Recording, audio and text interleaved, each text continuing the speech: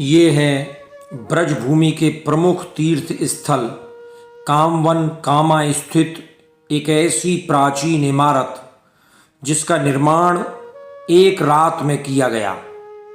यूं तो इसे 84 खंबा कहा जाता है, पर आज तक इन खंभों को कोई सही गिन नहीं पाया। रोजाना कितने ही लोग इन 84 खंभों को देखने आते हैं।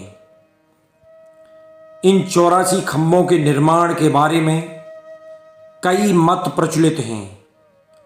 कोई इन 84 खंभों को भूत और जिंदों के द्वारा बनाए जाने का दावा करता है, तो कोई इन्हें विष्णु सिंहासन के नाम से जानता है। कोई इसे सतवास के उषा मंदिर के भग्नावशेषों से निर्मित एक इमारत मानता है, तो कोई इसे महाराजा कामसेन के रंगशाला के नाम से जानता है। आज हम इन सारे मतों, सारी किंवदंतियों की जांच पड़ताल करेंगे। ये राष्ट्रीय महत्व का स्मारक है जिसका साफ साफ वर्णन यहाँ आपको देखने के लिए मिलता है। भारतीय पुरातत्व सर्वेक्षण विभाग द्वारा इस संरक्षित स्मारक के बारे में विस्तार से इस बोर्ड पर अंकित किया गया है। ये 84 खंबा जो कामा के कोट ऊपर नामक स्थान पर बहुत ही प्राचीन और भव्य इमारत के रूप में अपनी अलग ही कहानी कहता है। आज हम इस 84 खंबा के मुख्य द्वार में प्रवेश करते हैं। रोजाना कितने ही लोग इन 84 खंभों को देखने आते हैं, इनको गिनते हैं, परंतु कोई भी सही नहीं गिन पाता। और मजे की बात यह है कि गिनने पर हर बार अलग अलग परिणाम निकलता है। कहते हैं कि इन 84 खंभों को गिनने का कई बार प्रयास किया गया। कभी राजाओं ने हर खंभे पर घोड़ा बांधकर इन्हें गिना, तो किसी ने हर खंभे पर रुमाल बांधकर इन्हें सही गिनने का प्रयास किया, लेकिन ना तो ये कभी 84 गिने गए और ना ही हर बार गिनने पर एक जैसी संख्या आई। आज हम इन 84 खंभों के बारे में पूरी जांच पड़ताल करेंगे। इन खंभों के बारे में कई प्रकार की किंवदंतियां प्रचलित हैं। कोई कहता है कि इन्हें एक रात में भूत जिंदों ने बनाया। शाम तक इस स्थल पर कुछ भी नहीं था। रात में यह विशाल व भव्य ढांचा बनकर खड़ा हो गया। कहते हैं सुबह जब किसी महिला के चक्की चलाने की आवाज भूत जिंदों ने सुनी, तो वे इसे इसी स्थिति में अधूरा छोड़कर भाग गए। इसे देखने पर ऐसा ही प्रतीत होता है कि इसे जल्दबाजी में अधूरा छोड़ दिया गया होगा। हम यहाँ पर 84 खंबा के बारे में जितने भी मतांतर और किंवदंतियां प्रचलित हैं, उन सब के बारे में आपको विस्तार से बताएंगे और उन सब की जांच पड़ताल कर एक सर्वमान्य मत पर पहुंचने का प्रयास करेंगे। हर खंबे पर एक विशेष प्रकार की आकृति बनी हुई है। आप जब इस 84 खंबा को देखेंगे तो सारे खंभों पर अलग अलग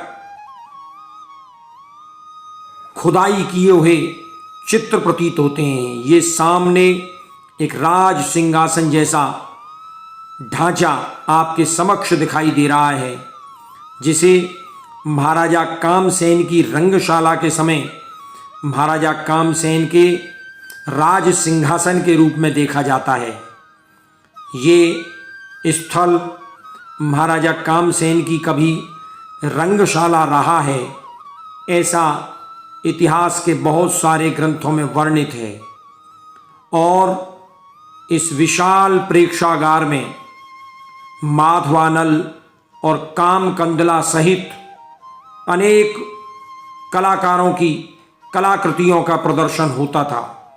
इतिहास में लिखा है कि महाराजा कामसेन, जो कि महाराजा विक्रमादित्य के समकालीन थे, उनके यहाँ एक तबला वादक जिसे माधवानल के नाम से जानते हैं, और उज्जैन के महाराजा विक्रमादित्य की राजनर्तकी कामकंदला, ये दोनों जब यहाँ पर इस रंगशाला में मिले तो एक दूसरे के हो गए, एक दूसरे पर मोहित हो गए।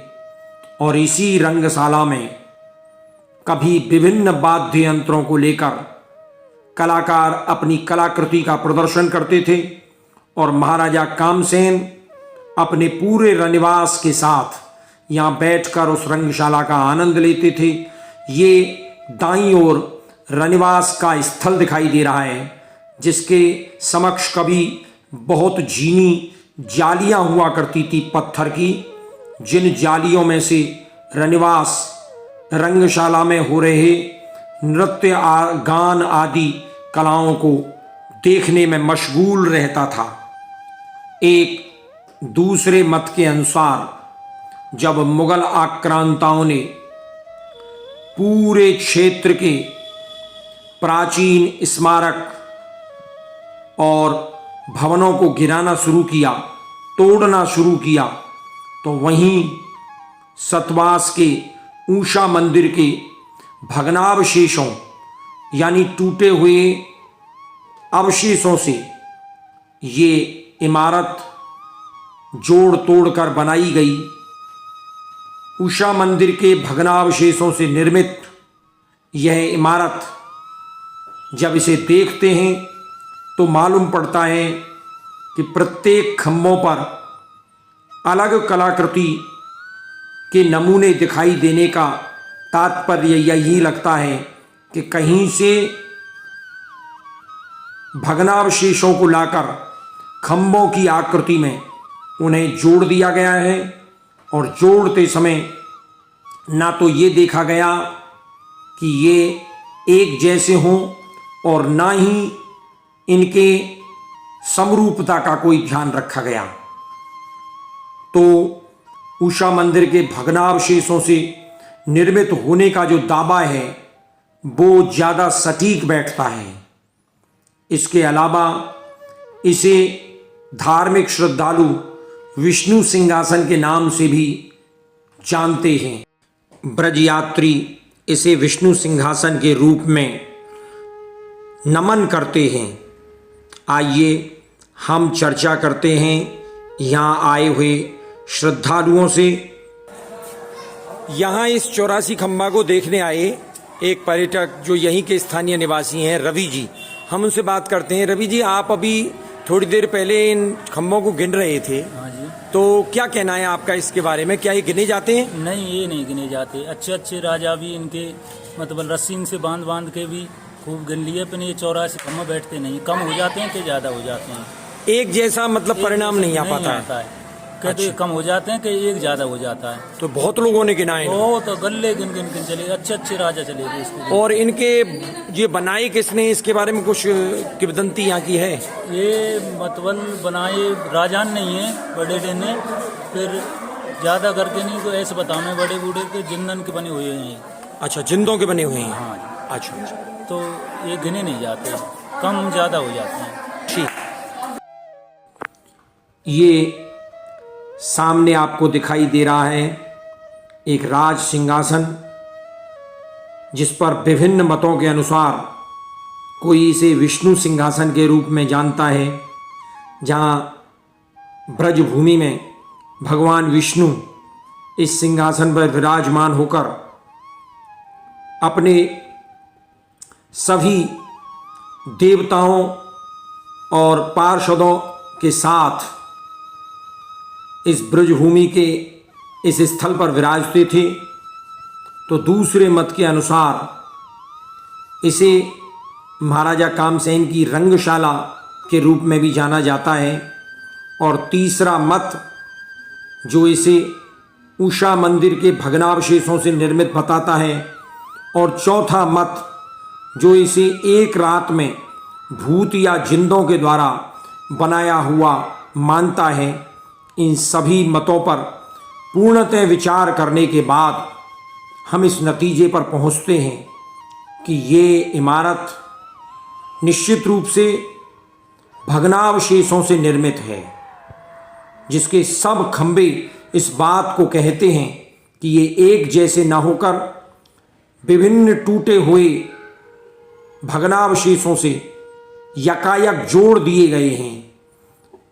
ये एक रात में बनी है, ये बिल्कुल सही प्रतीत होता है, क्योंकि जिस प्रकार से इसको जोड़ा गया है, इसके खंभों को बनाया गया है, वो इसके बहुत जल्दबाजी में बनाए जाने का दावा करते हैं। बाहर भी 84 खंभा कामा आपको लिखा हुआ दिखता है।